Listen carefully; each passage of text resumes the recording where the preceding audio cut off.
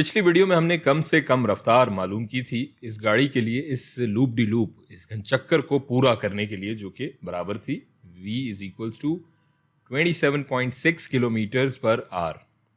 इस वीडियो में हम एक वीडियो एडिटर की मदद से ये मालूम करेंगे कि इस गाड़ी की औसत रफ्तार या वेलोसिटी क्या थी इस लूप डी लूप को क्रॉस करते हुए।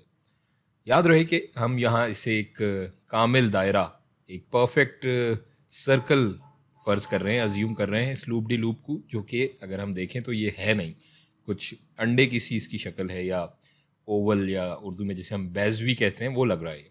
खैर, यहाँ हम एक बार इस वीडियो को चलाते हैं जब इस घनचक्कर में गाड़ी दाखिल होती है तब से।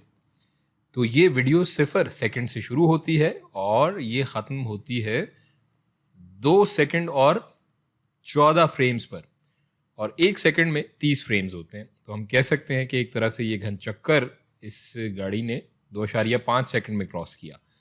एग्जैक्टली अगर हम लिखना चाहें तो हम लिख सकते हैं कि 2 सेकंड 2 इंटू 14/30, चूँकि 14 फ्रेम्स पे ये रुक रहा है और एक फ्रेम के अंदर, 1 सेकंड के अंदर 30 फ्रेम्स होते हैं।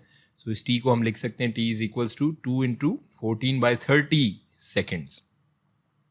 इसे अगर हम यहाँ एक दायरा फर्ज कर रहे हैं इस लूप डी लूप को, तो गाड़ी का तय करदा फासला बराबर होगा इस दायरे के सरकमफेरेंस के, जो कि बराबर होता है c is equals to circumference, या उर्दू में जिसे हम कहते हैं अहाता, ये बराबर होगा सर्कल का 2 पाई इंटू आर।